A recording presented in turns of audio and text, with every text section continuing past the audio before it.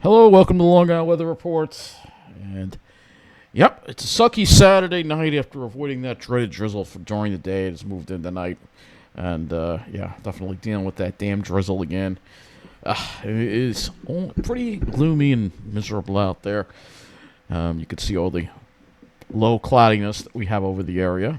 Wouldn't see the sun at all. It was overcast today, and looking at our high and low, high of 47, a low of 41, 5 degrees above normal. Still for the day, just a trace of precipitation with the drizzle. Looking at the radar, again, that drizzle is not going to show up on here. You could see that, but there is drizzle over the area. Looking at our current conditions outside right now, you can still see we got that gale watch in effect Sunday morning through late Sunday night because of the LLJ. That's why we're doing this weather report tonight. Normally I don't do on a Saturday night, but see, 46 and 46, and fog and drizzle, half-mile visibility there at Islip. So pretty crappy day all around with the drizzle, and not a big temperature range anywhere for that matter. Now, if we do pan out on the map here, you'll see that, let's see what warnings we have going on right now. With this, it was quite an active night last night with the severe weather. It looks like we still have tornado warnings in Alabama, a couple of tornado warnings there, and severe thunderstorm warning, and a lot of flash flood warnings because there's a lot of rain going on in this area. If we looked, and you can see here, the LLJ that's involved ahead of this thing is really just very, very powerful. And this is going to be moving into Georgia and eventually into our area tomorrow in a weakened form. But if we do look at the amount of precipitation that's fallen in this area in the past 24 hours, you could see 2-3 inches of rain. Some areas got even more, so that's why there's a flash flooding that we have to watch out for in those areas. And the question is, how much of that rain will hold together by the time it gets to us? That is the question. Quite a storm here on the satellite. We'll go to the MODIS next, and you'll see here, look at the dust over Chicago. Yeah, that's dust over there, believe it or not. That has made its way all the way from Texas all the way to Chicago, which is just insanity. We get a little bit of wildfire smoke, too, because there were some wildfires that broke out in Texas and Oklahoma as well. And you can see that dust is going to go all the way into Canada. The question is, will we see any of that or not? But you can see the big storm right there on the MODIS satellite there. Can move this along here and see this just huge storm. I think that dust is going to go way up into Canada at this point. It's absolutely insane. You can see the dust also into eastern Texas. So when this front comes through, after they're done with the severe weather, they may have to deal with some dust, believe it or not, which is pretty crazy. Looking at the weather map here, Weather Prediction Center, you can see this complex storm system that we have, again, over the Mississippi River Valley that is moving east, but it's actually moving almost northeast when you look at this. We'll go to the satellite here in a moment. And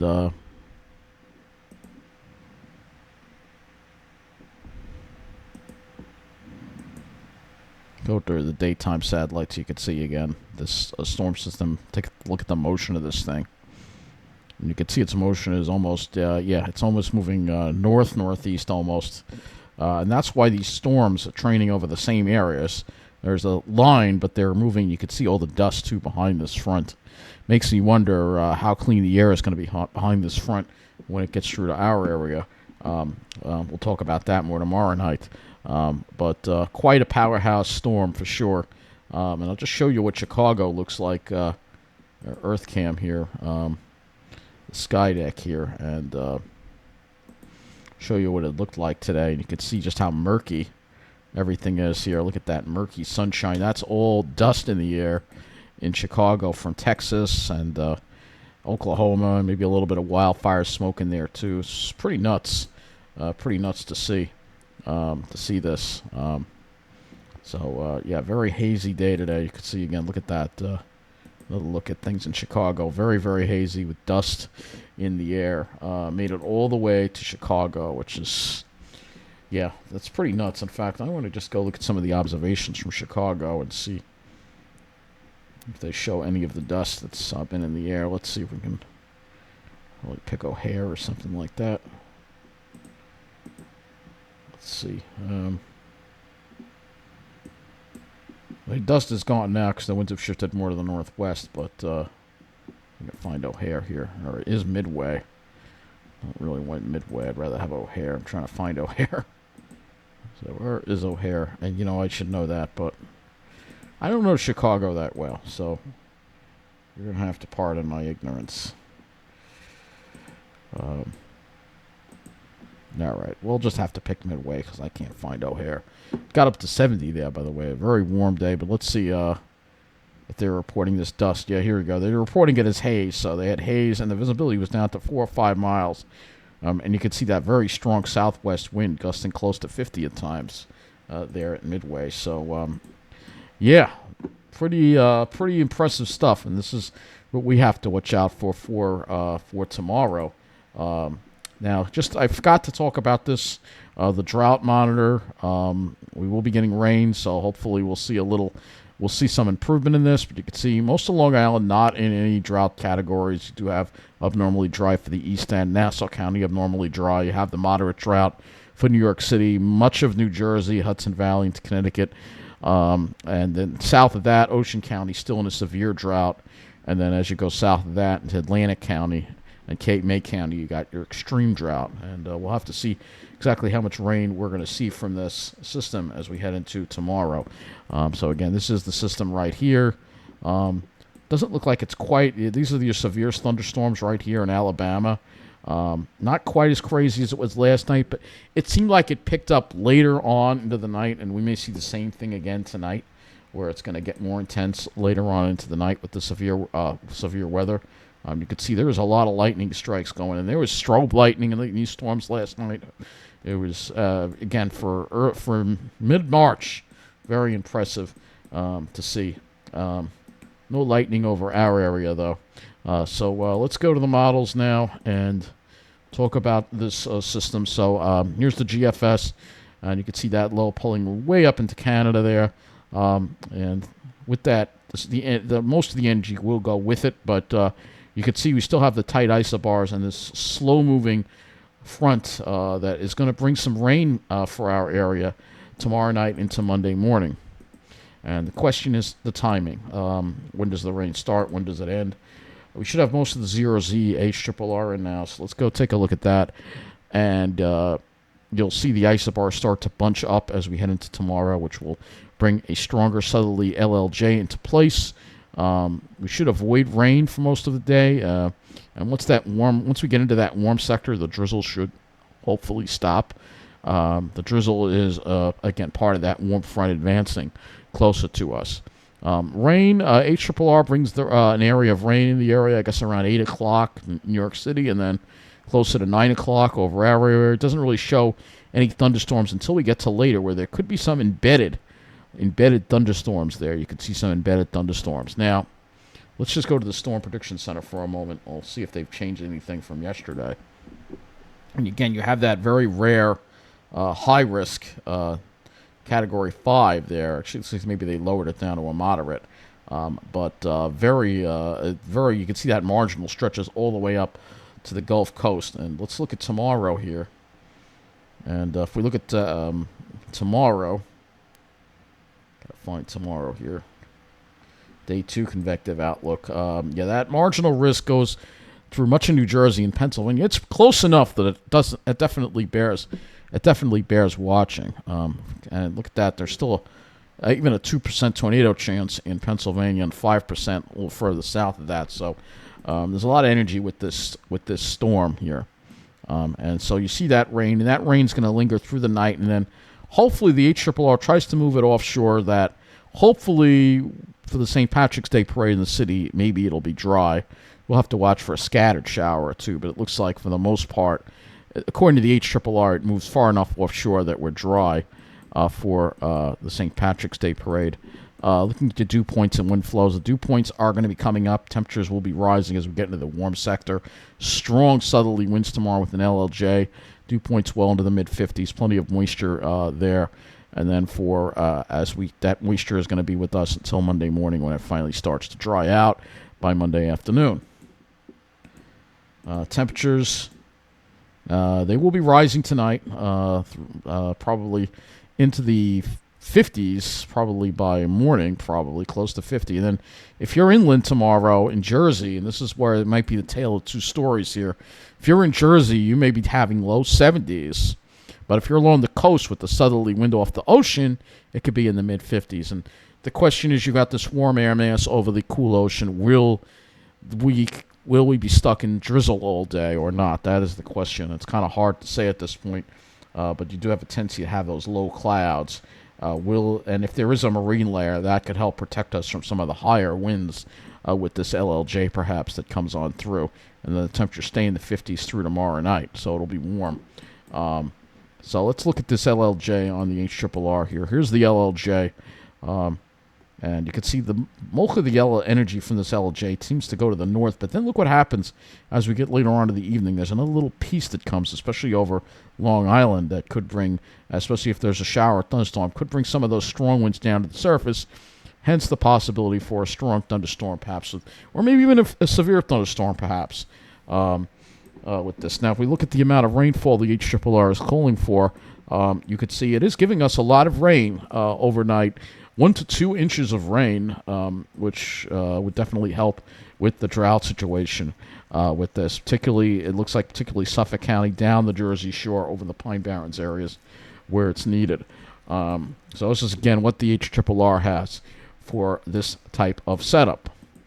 And I'm going to widen this off to the eastern U.S. I'm going to go to the GFS and just show you the moisture that we have involved here. We'll take a look at the 700 to 300 humidity, just to show you that tongue of moisture that comes in, and you can see how it, we even have a little low that develops along that. That'll enhance the moisture. And we really don't get into the dry air until Tuesday, so according to this. So that's why we won't really see the sunshine until then.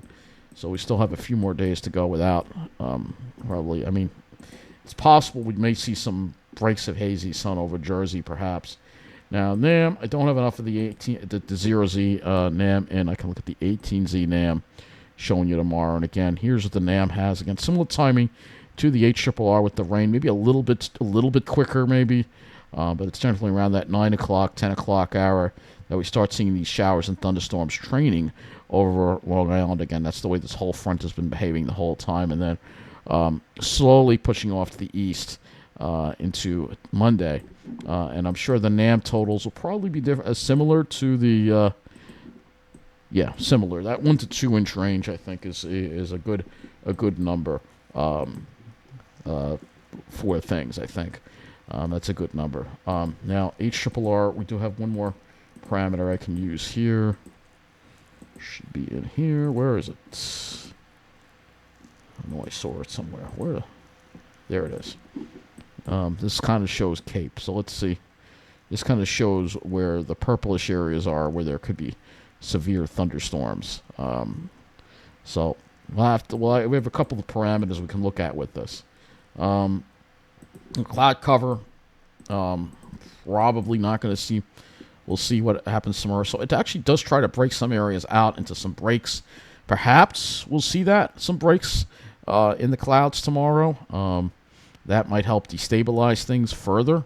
Again, this is the RGEM. The NAM 18Z does not show any breaks at all. So that'll all depend on the nets. That's what the NAM's showing right now. Let's go over to Ventu Sky now that we looked at this, and we can visualize things a little more as far as the winds go as we head into tomorrow here. Because, again, we'll first start with just the regular wind speed, and we'll go aloft just to show that LLJ. So let's go up to 850, just to show the LLJ as we head into tomorrow. All right. So you can see the LLJ as it's coming in. All right. So 64, that's mainly off to the west, but as we get more toward the afternoon, 5 o'clock, you can see the LLJs over us. And this is, again, you can see 9 o'clock, 10 o'clock, and it sticks around for a while. This is at 850. Let's go to 950. And it's still showing some pretty strong winds here right aloft. So This is why we're going to have to watch out for needing a wind advisory. This is a loft, all right, but if you have a thunderstorm or shower, that could bring that wind down, and then you could have a severe thunderstorm. And that is, of course, if there's a wind shear or anything like that there. I can't even rule out the possibility there could be an isolated tornado somewhere in the tri-state area. Now, if we go to 100 meters above ground, that's the wind. So it does decrease as you get closer, but again, any shower or thunderstorm could bring that down. Let's go to the wind gusts now, because this is where things get interesting. It's showing wind gusts already exceeding 40 by 2 o'clock. And again, this is the HRRR. And then you got 50-mile-an-hour wind gusts perhaps on the south shore as we get to at 5 o'clock. And then as 8 o'clock comes and that line of showers and thunderstorms rolls through, even though it's not showing it, there could be some wind gusts possible in these showers and thunderstorms. They could exceed 60 miles an hour perhaps, if that all translates down to the surface or not. So that is the question that we have.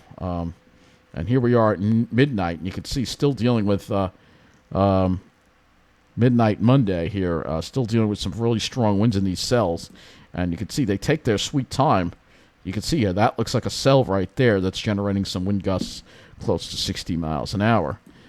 So this has to be watched, and we'll see what happens tomorrow night. But again, there could be some winds, power outages, isolated power outages perhaps, due to these high winds. Now, at the Cape, as far as Cape goes, we're going to look at that as well. You can see most of that's off to the west. You can see that better chances over PA for sure, and then it kind of evaporates as it moves east because it slows now. But don't rule out that there could be some isolated severe thunderstorms. We all know what happened New Year's Eve, and we didn't see the Cape, and you remember what happened. It's almost like maybe a similar setup to that. So we're going to have to watch this closely. Again, this is a system that's had a history of producing severe weather in many, many areas. And look at that. It's even showing some Cape over us even on Monday at 11 a.m. So kind of interesting to see that even into Monday, perhaps. So that is definitely something that we will have to look at for sure. Now, I'll back this up into Sunday. This is the HRRR, and we'll show if it shows any breaks in the clouds. It really doesn't. The other thing we can do is visibility. This does actually do visibility here. So let's see if we have any sucky drizzle over us. So it does look like it has some fog over us, perhaps some sucky drizzle. And it kind of breaks it up as we get into later in the day. So hopefully it will. We don't want to have sucky drizzle tomorrow as well. It's bad enough it's ruining our Saturday night. Let's go to windy.com. And we'll look at that one as well. And take a look at... we'll go to wind gusts. And we'll see what this has for tomorrow night as well. For the wind gusts. It's definitely up there. Yeah, so it's going to be a wind-driven rain for sure. This is an LLJ type of deal. And again, there could be... Again, that severe, we'll have to watch for that severe threat tomorrow night. It's going to mainly be after 9 o'clock, probably 8, 9 o'clock is when we're going to start to see the rain move on in, I think. Yeah, those are some pretty decent wind speeds there, wind gusts. And this is the European. Let's switch the model to the NAM just for fun, because we know how crazy the NAM is. This is the high-end stuff, but you can see the high-end has winds possibly gusting up to 60. This probably won't verify, but this is the high end of it. And again, any thunderstorm could bring some of those strong winds down to the surface. And we're going to have to watch for this tomorrow night and see what happens. Again, no wind advisory has been issued by Upton. No briefing. I guess this is all due to the cuts. But again, expect a stormy night tomorrow night. And we'll see how it all pans out. But right now, we're just going to deal with that sucky drizzle into tomorrow. And hopefully, the warm front comes through and breaks it up by the afternoon tomorrow. Anyway, and then we get to hopefully get to see some thunderstorm action in our area. So anyway, that is going to do it for this Long Island weather report. Have a good night.